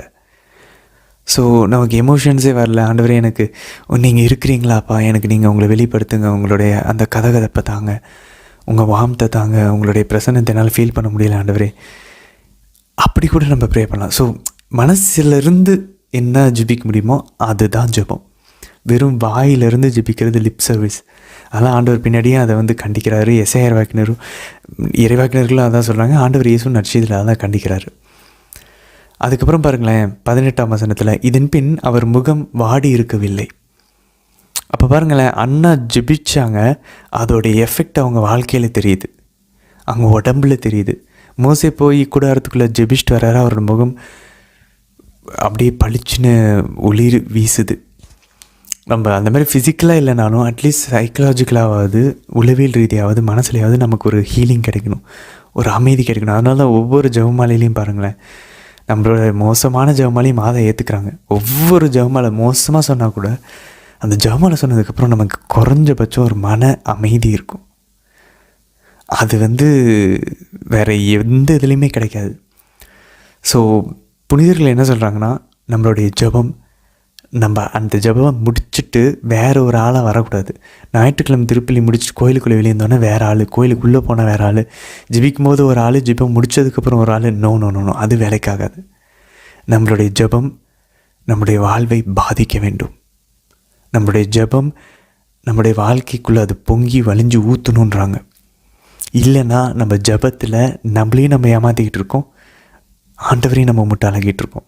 அதனால தான் ஒவ்வொரு ஜெபத்துலேயும், ஒவ்வொரு ஜெபமாலையிலையும் அந்த மனசில் நம்ம ஜெபிச்சுட்டே இருக்கும்போது ஒரு தீர்மானங்கள் எடுக்க சொல்கிறாங்க. ஒவ்வொரு மென்டல் ப்ரேயர், தியான நிலை ஜெபத்துலேயும் சரி, புனிதர்கள் அதான் சொல்கிறாங்க, ஒரு ரெசல்யூஷன் எடுக்கணும். இல்லை ப்ரேயர் வேஸ்ட்டு.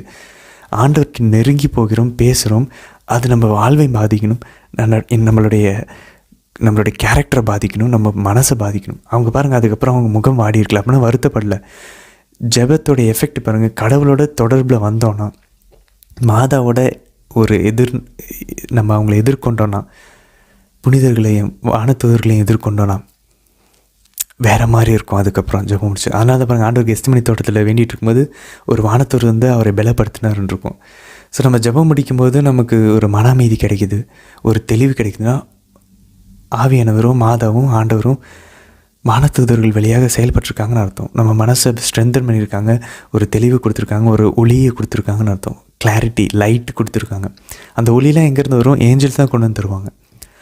ஸோ நம்மளோட ப்ரேயர் அந்தளவுக்கு நெருக்கமாக இருக்கணும். அதனால தான் புனித ஜான் பால் சொல்லுவார், ஜெபமாலைங்கிறது நானும் மாதாவும் தவிர்க்காத மறுக்காத எங்களுடைய சந்திப்பின் நேரம்.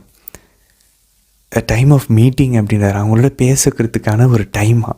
அதை அவங்களும் புறக்கணிக்கிறது இல்லையா, மாதாவும். இப்போ இந்த ஜான் பால் II அதை வந்து புறக்கணிக்க மாட்டாங்களா. 2 பேரும் அந்த டைமுக்கு வந்துடுவாங்களாம், பேசுகிற டைம் அவங்களுக்கு. சரி, இது ஒரு பக்கம் இருக்க. நம்ம கொஞ்சம் கொஞ்சமாக ஜபத்தில் வளர அந்த சென்சிட்டிவ்னஸை நம்ம வந்து கண்டுபிடிப்போம். நம்ம ஆன்மாவில் தெளிவாக ஆண்டவர் பேசுவதை புத்தியில், மனசில், நம்மளுடைய மெமரியில், கற்பனையிலலாம் ஆண்டவர் பேச ஆரம்பிக்கிறத நம்மளால் உணர முடியும். பட் அதுக்கு நம்ம மனசில் இருக்கிறத கொட்ட ஆரம்பிக்கணும். நேர்மையாக உண்மையாக ஆண்டவர்கிட்ட பேசினா ஆவியிலையும் பேச ஆரம்பிப்போம். அது மட்டும் இல்லை, இன்றைக்கி நம்ம அடுத்த 24 28 வசனங்கள் பாருங்கள். அண்ணால் வந்து சாமுவேல் பிறந்ததுக்கப்புறம் சாமுவேலை வந்து கோயிலை கொடுத்துட்டு அதே நேரத்தில் அவங்க என்ன பண்ணுறாங்க பாருங்கள், பொருத்தினையை நிறைவேற்றி அல்லது ஆண்டவருக்கு நல்லுறவு பலியாக செலுத்த வேண்டிய அந்த கட்டளையை அழகாக கடைபிடிக்கிறாங்க. அப்போ எவ்வளோ நல்லவங்களாக இருக்காங்க பாருங்களேன். இஸ்ரேல் மக்கள் இவ்வளோ மோசமாக ஒரு பக்கம் போயிட்டுருக்காங்க, இங்கே அண்ணால் எவ்வளோ அழகாக ஆண்டவருடைய கட்டளைகளை கடைபிடிக்கிறாங்க பாருங்கள். அவங்க எண்ணிக்கை 15ஆம் அதிகாரம் 8-10 வசனங்கள். நல்லுறவு பலி செலுத்துறது, பொருத்தினை நிறைவேற்றினா செலுத்த வேண்டிய பலியை அவங்க செலுத்துகிறாங்க. என்ன பண்ணுறாங்க, காளைகள் 3, மாவு, அதுக்கப்புறம் இந்த திராட்சை ரசம். ஸோ இந்த 3ம் அண்ணால் கொண்டு போய் சாமுவேலோடு சேர்த்து கடவுள்கிட்ட அர்ப்பணிக்கிறாங்க. இப்போது நம்ம இதை வந்து மாதா கிட்ட ஒப்பு கொடுப்போம். மாதா வந்து ஒப்பிட்டு பார்த்தோன்னா, மாதா ஆக்சுவலாக வந்து என்ன பண்ணுறாங்க அப்படின்னா, நல்லுறவு பலி செலுத்தலை. அவங்க தூய்மையானதை பியூரிஃபிகேஷன் வந்து 8ஆம் நாள் கொண்டு போய் ஆண்டவரை கோயிலில் காணிக்காக ஒப்பு கொடுக்குறாங்க. அப்போ வந்து சிமியோன் இறைவாக்கினர் மாதாவுக்கு இறைவாக்கு வரைக்கிறாங்க.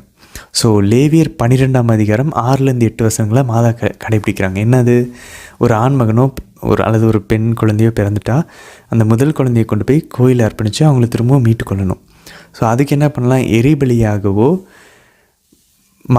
மற்றதை அல்லது பாவப்போக்கும் பலியாகவோ என்ன பண்ணலாம், ஒன்று ஒரு லேம்பு, ஒரு கிடாயை செம்மறி ஆடை ஒப்பு கொடுக்கலாம். அப்படி இல்லாட்டி இவங்க என்ன பண்ணலாம், ஒரு மாடப்புறாவோ அல்லது காட்டுப்புறாக்களையோ இவங்க வந்து காணிக்காக ஒப்பு கொடுக்கலாம். ஒருவேளை இவங்களால் வந்து ஒரு செம்மறிய ஆட்டுக்குட்டியை வந்து இவங்களால் பலியாக கொடுக்க முடியல அப்படின்னாக்க இந்த புறா குஞ்சுகளை கொடுக்கலாம். ஸோ மாதா இது வந்து கரை நீக்கம் செய்யும் பலி அப்படின்றாங்க, லேவியர் 12:6-8. ஸோ அந்த சட்டத்தை மாதாவை இங்கே வந்து அழகாக கடைபிடிக்கிறாங்க. ஆனால் மாதா ஒரு நல்லுறவு பலி செலுத்தினாங்க. எங்கே, அது இங்கே சிமியோன் இறைவாக்கினர்கிட்ட இல்லை, ஏன்னா ஆண்டவர் திரும்ப கூட்டிகிட்டு வந்துட்டாங்க. பட் ஆனால் அங்கே துவங்கின அந்த அர்ப்பணம் முழுசாக மாதா எங்கே அர்ப்பணித்தாங்க, கல்வாரியில். கல்வாரியில் ஆண்டவர் இயேசுவை சாமுவேலை போல ஒரு பலி, அந்த ஒரு காளையாக, நமக்கு நன்றாக தெரியும் காளையின் ரத்தம் ஆண்டவர் இயேசுவோட ரத்தத்துக்கு ஒப்பாகும், முன்னடையாளமாக இருக்கும். ஸோ மாதாவும் ஆண்டவர் இயேசுவை சாமுவேலை போல கல்வாரியில் ஆண்டவருக்கு அர்ப்பணித்தாங்க நல்லுறவு பலியாக. கூடவே என்ன பண்ணாங்க, அப்பமும் திராட்சை ரசமும், ஆண்டவருடைய உடலும் ஆண்டவருடைய ரத்தமும் அதில் இருக்குது. ஸோ மாதா ஒரு நல்லுறவு பலியை புதிய அண்ணாவாக இருந்து நிறைவேற்றியிருக்கிறாங்க. சரி, இது ஒரு பக்கம் இருக்க. மாதாவுக்கும் அண்ணாவுக்கும் இருக்கக்கூடிய நிறைய ஒற்றுமைகளை வந்து நம்ம இன்றைக்கி பார்க்க போகிறோம். குறிப்பாக அவங்களுடைய பாடலை நம்ம வந்து பார்ப்போம். பட் அதுக்கு முன்னாடி பாருங்கள், ஏலி சொல்கிறாங்க, நீ கவலைப்படாதம்மா, நீ கடவுளுடைய அருளை பெறுவ அப்படின்னு சொல்கிறப்ப அண்ணா சொல்கிறாங்க, 1 சாமுவேல் 1ஆம் அதிகாரம் 16ஆம் வசனத்தில், அதற்கு அண்ணா, உம் அடியால் உம் கண்முன்னே அருள் பெறுவாளாக. மாதா இங்கே லூக்கா நற்செய்தி 2ஆம் அதிகாரத்தில்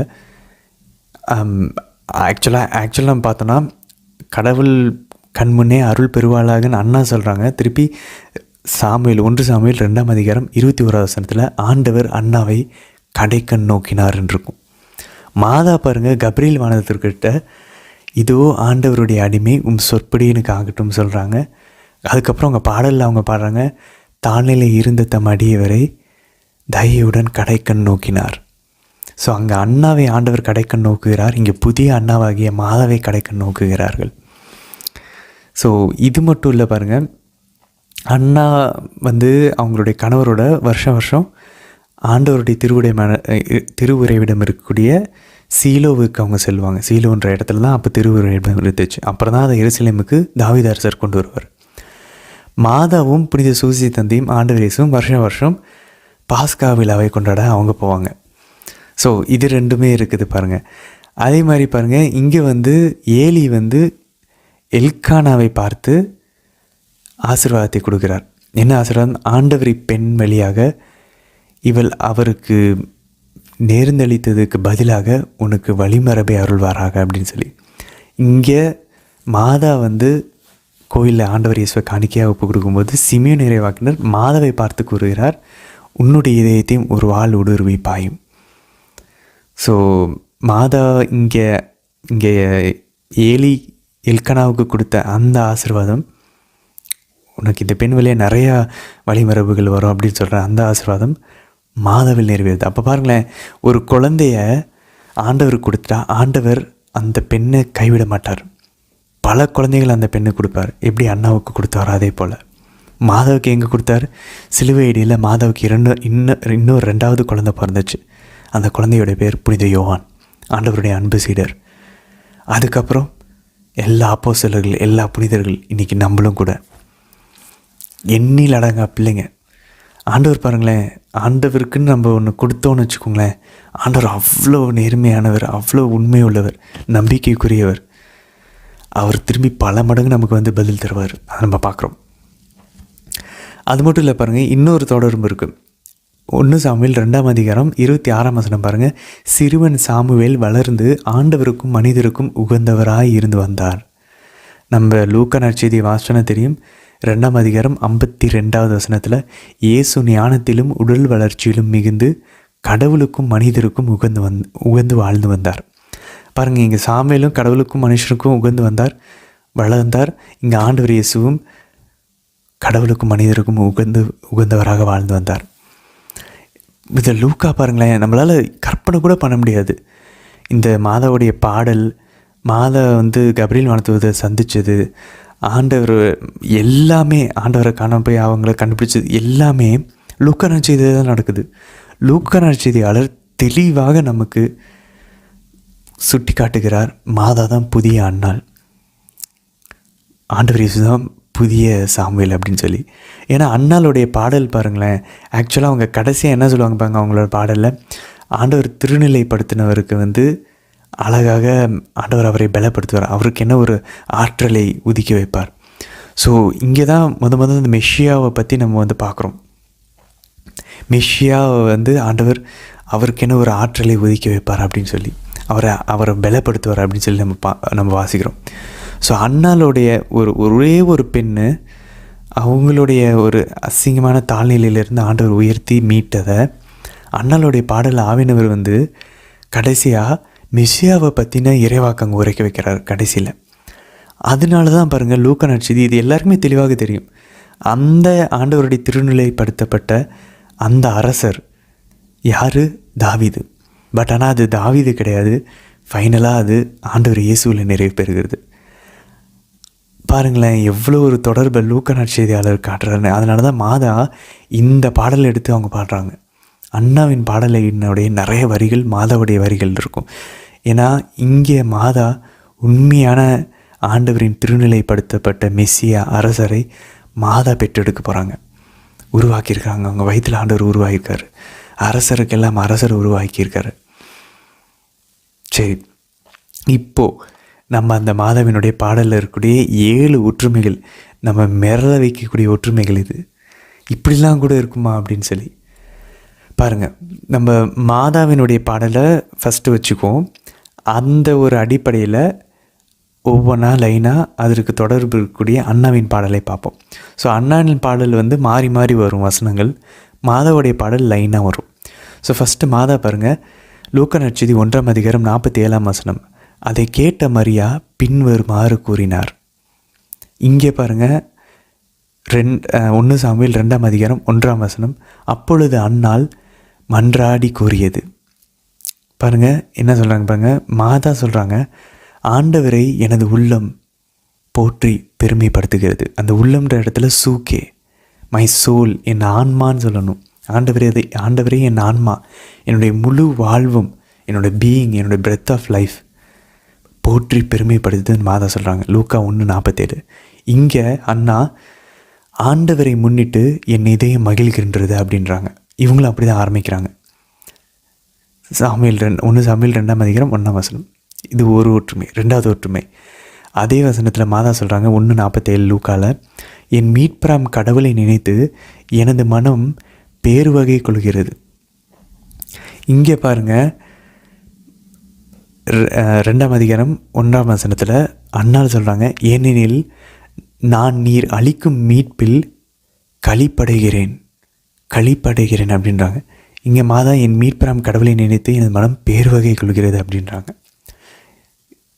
இதுதான் ரெண்டாவது ஒற்றுமை. மூன்றாவது ஒற்றுமை பாருங்கள், லூக்கா 1:49 மாதா சொல்கிறாங்க, தூயவர் என்பதே அவரது பெயர் அப்படின்றாங்க. இங்கே அன்னாள் சொல்கிறாங்க 2:2 ஆண்டவரை போன்ற தூயவர் வேறு எவரும் இல்லை அப்படின்றாரு. ஆண்டவரை போன்ற தூயவர் வேறு எவரும் இல்லார். இதான் மூன்றாவது ஒற்றுமை. நாலாவது பாருங்கள், லூக்கா 1:51 உள்ளத்தில் செருக்குடன் சிந்திப்போரை சிதறி அடித்து வருகிறார், வலியோரை அரியணை நின்று தூக்கி எறிந்துள்ளார். இங்கே சாமுவேல் 2:3-4 பாருங்கள். அண்ணா சொல்கிறாங்க, இருமாப்புடன் இனி பேச வேண்டாம், வலியோரின் வில்கள் உடைக்கப்பட்டிருக்கின்றனர். எப்படி அண்ணா சொல்கிறாங்க பாருங்களேன். ரெண்டு பேருமே இருமாப்புடையவங்க செருக்குடையவர்களை பற்றி பேசுகிறாங்க, மாதாவும் சரி அண்ணாவும் சரி. இதான் நாலாவது ஒற்றுமை. அஞ்சாவது ஒற்றுமை பாருங்கள், லூக்கா 1:52 தாழ்நிலையில் இருப்போரை உயர்த்துகின்றார். இங்கே அண்ணால் பாருங்கள் 8 புழுதியை நின்று அவர் ஏழைகளை உயர்த்துகின்றார், குப்பை நின்று வறியவரை கை தூக்கி விடுகின்றார், குடியினரோடு அவர்களை அமர்த்துகின்றார், மாண்புற்ற அரியணையை அவர்களுக்கு உரிமையாக்குகின்றார். பாருங்களேன், எவ்வளோ அழகாக தலையிலேருந்து உயர்த்துறாங்கன்னு மாதம் சொல்கிறாங்க, இவங்களும் சொல்கிறாங்க புழுதியிலேருந்து உயர்த்துகிறார்னு சொல்லி. இது அஞ்சாவது ஒற்றுமை. ஆறாவது ஒற்றுமை பாருங்கள், லூக்கா 1:53 பசித்தோரை நலன்களால் நிரப்பியுள்ளார் மாதா சொல்கிறாங்க. இங்கே 2:5 பசியுடன் இருந்தோர் பசி தீர்ந்தார் ஆக்கியுள்ளார். ரெண்டு பேரும் பசித்தோர்களை ஆண்டவர் நிரப்பியுள்ளார்னு சொல்லி பாடுறாங்க. இது ஆறாவது ஒற்றுமை. ஏழாவது ஒற்றுமை பாருங்கள், அதே வசனத்தில் செல்வரை வெறுங்கயிறாய் அனுப்பி விடுகிறார் அப்படின்னு மாதா சொல்கிறாங்க.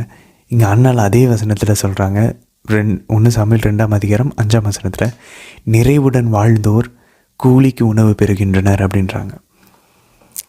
எப்படி பாருங்களேன், எவ்வளவு முக்கியமான விஷயங்களை ஆண்டவர் இங்கே சொல்கிறாங்க. ஸோ இந்த மொத்த பாடலுமே அண்ணாவின் பாடல் கடைசியாக அது அவங்களுடைய ஒரு பர்சனலான பாடலை ஆரம்பிக்கிறது. கடைசியாக இஸ்ரேலினுடைய மீட்பராகிய மெஸ்ஸியாவை பற்றி கூறுது. திருநிலைப்படுத்தப்பட்ட அரசரை பற்றி பேசக்கூடிய ஒரு வசனமாக இருக்குது. அது மட்டும் இல்லை பாருங்கள், இந்த 1 சாமுவேல் 2 அண்ணாவின் பாடலோட துவங்குகிறது. கடைசியாக 2 சாமுவேலினுடைய 2ஆம் புத்தகம் கடைசி 22வது அதிகாரத்தில் தாவீது ஒரு பாடலோடு முடிப்பார். அதனால தான் சொல்கிறாங்க இந்த மொத்த சாமுவேலும் ஒரே பாடல் அப்படின்னு சொல்லி. ஏன்னா ரெண்டுக்குமே நிறைய தொடர்பு இருக்குது. அண்ணாளுடைய பாடலுக்கும் தாவீதினுடைய 2ஆம் சாமுவேலில் நம்ம வாசிப்போம் 22வது வசனத்தில் வரக்கூடிய பாடலும். ஆண்டவரை பாறையாக சொல்கிறாங்க ரெண்டு பேருமே இந்த ரிவர்சல் ஆஃப் ஃபார்ச்சூன், அதாவது தாழ்நிலையில் இருப்பவங்களை உயர்த்துறாங்க, பசித்தவங்களை நலங்களை நிரப்பி விடுறாங்க, இந்த மாதிரி இப்படி இருக்கவங்கள அப்படி மாற்றுறது. ஏன்னா அப்படி தான் கடைசியாக தாவீது காட்சியில் ஆட்டுக்குட்டி மேய்ச்சிட்டு இருந்த ஆயனாக இருந்தவரை அரசராக ஆண்டவர் உயர்த்துகிறார். ஸோ எவ்வளோ அழகாக இருக்குது பாருங்களேன். அதான் சொல்லுவாங்க, நம்ம தாவீது நீங்கள் நல்லா பார்த்தீங்கன்னா ஆண்டவர் என்ன ஆயன்னு சொல்லி ஆண்டவருக்கு நம்ம திருப்பாடல் 23 எழுதுகிறாரு. யார்? தாவீது எழுதுகிறாரு. தாவீது ஆக்சுவலாக யார்? ஒரு ஆயன். அவர் ஆடுகுட்டிகளை மேய்ச்சிக்கிட்டு இருக்கக்கூடிய ஒரு ஆயன். ஆனால் தாவீது என்ன சொல்கிறாரு, அவர் ஆயனாக இருந்தாலும் அவருடைய ஆயன் ஆண்டவர்ன்றார். ஆண்டவர் என்ன ஆயன், எனக்கு எதுவும் குறையில்லை அப்படின்றார். ஸோ ஆண்டவருக்கு எவ்வளோ பிடிக்குது பாருங்கள். இப்படிப்பட்ட ஒருத்தனை தூக்கி அரசனாக உயர்த்தினா அவன் என்ன பண்ணுவான்? அவன் அரசனாக இருந்தாலும் அவனுடைய அரசன் என் ஆண்டவர் அப்படின்வான். இப்படிப்பட்ட மனநிலையில் இருந்ததுனால தான் தாவீதை தூக்கி ஆண்டவர் அரசனாக உட்கார வச்சார். ஏன்னா அவர் முதல்ல ஆடு மேய்க்கூடிய ஆயனாக இருந்தப்ப அவருடைய ஆயனாக ஆண்டவர் வச்சுருந்தார். அவர் அரசனாக தூக்கி உயர்த்தினப்ப ஆண்டவரையும் அரசனாக அவர் வச்சுருந்தார். நான் அரசன் தான், ஆனால் அது ஒன்றுமே இல்லை. என்னுடைய அரசன் ஆண்டவர். எவ்வளோ அழகான ஒரு இதயம் பாருங்களேன், தாழ்ச்சியான இதயம் பாருங்களேன் தாவீதுக்கு. ஸோ ஃபஸ்ட்டு வந்து ஆண்டவரை பாறைன்னு சொல்லி அண்ணால் பாடுறாங்க. தாவீதுடைய பாடல் அப்படி தான் இருக்கும். இந்த ரிவர்சல் ஆஃப் ஃபார்ச்சூன், இந்த தாழ்நிலையில் இருப்பவங்களை உயர்த்தக்கூடியது 2 பேரோட பாடல் இருக்கும். 3வது எதிரிகளை நொறுக்குகிறார் ஆண்டவர், அது வந்து அண்ணாவுடைய பாடலே இருக்கும், தாவீதுடைய பாடலே இருக்கும். அதுக்கப்புறம் ஆண்டவர் வந்து புயல் ரூபத்தில் வெளிப்படுவார் அப்படின்றது இருக்கும் 2 பேரோட பாடலையும். 5வது ஒற்றுமை வந்து ஆண்டவருடைய நம்பிக்கைக்குரிய தன்மை, அவருடைய திருநிலைப்படுத்தப்பட்ட மெஷியாவுக்கான அந்த உடன்படிக்கையின் அந்த விசுவாசத்தை 2 பேருமே கடைசியாக சொல்லி முடிப்பாங்க. ஸோ இந்த விஷயங்கள்லாம் இருக்கிறதுனால தான் பாருங்கள், லூக்கா நற்செய்தியாளர் அண்ணாவின் பாடலுக்கு மாதாவுக்கும் அண்ணாவுக்கும் சாமுவேலுக்கும் ஆண்டவருக்கும் இருக்கக்கூடிய அந்த தொடர்புகளை அழகாக நம்ம காட்டுகிறார். சரி, இது ஒரு முக்கியமான ஒரு விஷயம் ஒரு பக்கம் இருக்கும்போது, அதை நம்ம இன்றைக்கி ஏலியினுடைய வாழ்வை நம்ம பார்த்தோம். ஏலியினுடைய வாழ்வை பாருங்கள், அவங்க செஞ்ச 4 பாவங்கள் இருக்குது, ரொம்ப ரொம்ப மோசமான பாவங்கள். ஸோ முதல் பாவம் என்ன, ஆக்சுவலாக ஏலியனுடைய புதல்வர்கள் செஞ்சது இன்றைக்கி 1 சாமுவேல் 2ஆம் அதிகாரம் 13-14 வசனங்கள் பாருங்கள். அவங்களுக்கு குருக்களுக்குன்னு ஆண்டவர் சட்டம் கொடுத்துருக்கார். லேவியர் 7ஆம் அதிகாரம் 31-34 வசனங்கள். இணைய சட்டம் 18-3 வசனங்கள். என்னது, நீங்கள் யாராவது இந்த மாதிரி பலி செலுத்த வராங்க, நல்லுறவு பலி, அமைதிக்கான பலிலாம் செலுத்த வராங்கன்னா, நீங்கள் அந்த ஆட்டுக்குட்டியோ அந்த காளையினுடைய அவங்களுடைய நெஞ்சு கறி எடுத்துக்கலாம், வலது தொடைக்கறியை நீங்கள் எடுத்துக்கலாம், அதுக்கப்புறம் கன்னத்தின் கறி, வயிற்றின் பகுதிகள், உள்ளே இருக்கக்கூடிய உறுப்புகள்லாம் நீங்கள் சாப்பிட்லாம் அப்படின்னு சொல்கிறாங்க. இவங்க என்ன பண்ணுறாங்க, ஒரு 3 கொம்பு இருக்கக்கூடிய ஒரு அந்த ஃபோர்க்கை கொண்டு வந்து எதில் வேணாலும் குத்தி எதெல்லாம் மாட்டுதோ அதெல்லாம் எடுத்துகிட்டு போயிருக்காங்க. அப்படி பண்ணக்கூடாதுல்ல, ஆண்டவர் எதை எடுக்க சொன்னாரோ அதை மட்டும்தான் எடுத்து சாப்பிட்ணும். ஸோ அந்த கட்டளைகளை இவங்க மீறினாங்க. அது முதல் பாவம். அவங்களுக்கு ஆண்டவர் ஒதுக்குனதை குருக்களுக்கு மீறி அதிகபட்சமாக பேராசை கொண்டார்கள். 2வது பாருங்கள், 2வது பாவம் 15ஆம் வசனம், 1 சாமுவேல் 2ஆம் அதிகாரம் 15ஆம் வசனத்தில் பாருங்கள். கொழுப்பு எரிவதற்கு முன்பே குருவின் பணியாளர்கள், அப்படின்னா யார், இந்த ஏலியோட பசங்க பணியாளர்களை அமுச்சு விட்றாங்க. அமுச்சு விட்டு நீ இப்போ என்ன பண்ணுங்கள், குருவுக்கு சமைக்க இறைச்சி கொடுங்க, அதுக்கப்புறம் அது பச்சையாக இருக்கும்போதே அவர் உண்வார்னு சொல்லி வாங்கிட்டு போயிடுறாங்க. ஆக்சுவலாக லேவியர் 3ஆம் அதிகாரம் 16ஆம் வசனம் நம்ம கூறுகிறது, கொழுப்பு கடவுளுக்காக எரிக்கப்பட வேண்டும். அது எரிஞ்சு முடித்ததுக்கப்புறம் தான் இந்த கரெக்டாக ஒதுக்கப்பட்ட இதை மட்டும் எடுத்து இந்த குருக்கள் சாப்பிடணும். இவங்க என்ன பண்ணுறாங்க, கொழுப்பு எரியறதுக்கு முன்னாடி எடுக்கிறாங்க. அப்படின்னா கடவுளுக்கு கொடுக்க வேண்டிய கொழுப்பு பகுதியை இவங்க எடுத்து சாப்பிட்றாங்களாம். கடவுளுடைய பலி மேலே ஒரு கண்ணு, பேராசை. ஸோ இது 2வது பாவம். 3வது பாவம் பாருங்கள், ஆண்டவருக்கு செலுத்தப்பட்ட படையல்களில் துச்சமாக கருதினார்கள் அப்படின்னு சொல்லி நம்ம டைரெக்டாக வாசிக்கிறோம். 1 சாமுவேல் 2ஆம் அதிகாரம் 17ஆம் வசனம். லேவியர் 6:16-17 கூறுகிறது, இந்த ஆண்டவருக்கு செலுத்தப்படக்கூடிய பலிகள்லாம் ரொம்ப பரிசுத்தமானது, கரெக்டாக இருந்துக்குங்க அப்படின்னு. பரிசுத்தமானதை இவங்க துச்சமாக கருதுகிறார்கள். இதான் இவங்க செஞ்ச 3வது. 4வது நல்லாவே நமக்கு தெரியும், கடவுளிலிருந்து விலகுனா முதல்ல வர பாவம் என்ன, இச்சைக்குரிய பாவத்தில் விழுவார்கள். ஆட்டோமேட்டிக்காக இவங்க என்ன பண்ணுறாங்க, சந்திப்பு கூடாரத்தில் வாயில் இருக்கக்கூடிய பெண்களோட இவங்க வந்து தகாத உறவு கொள்கிறார்கள். இணைச்சட்டம் 23:17 கூறுகிறது, இஸ்ரேலின் புதல்வியர்களோ அல்லது புதல்வர்களோ விலை மகளிராக ஆகக்கூடாது, அது கடவுளுக்கு அருவருப்பானதுன்னு நம்ம வாசிக்கிறோம். இவங்க அந்த அருவருப்பானதை எங்கே செய்கிறாங்க, கடவுளுடைய ஆலயத்திலே செய்கிறாங்க, அவருடைய ஆலயத்தின் முற்றங்களில். ஆண்டவர் சொல்கிறார் பாருங்க, 1 சாமுவேல் 2ஆம் அதிகாரம் 30ஆம் வசனத்தில், என்னை மதிப்போரை நான் மதிப்பேன், என்னை இகழ்வோரை இகழ்ச்சி அடைவர். ஆண்டவர் பாருங்கள் எவ்வளோ தெளிவாக இருக்கிறார். நம்ம அவரை மதித்தோம். அதனால தான் ஆண்டவர் இயேசு சொல்கிறார் பாருங்கள் புதிய ஏற்பாட்டில், என்னை வந்து மக்கள் முன்னாடி நம்புகிறவன் அறிக்கையிடுகிறவன், நானும் என் தந்தைக்கு முன்னாடி நான் அவனையும் அறிக்கையிடுவேன். என்னை மறுதளிக்கிறவனே நானும் என் தந்தைக்கு முன்னாடி நான் மறுதளிச்சிடுவேன். சிம்பிள், எனக்கு தெரியாதுன்னு சொல்லிடுவேன்றார்.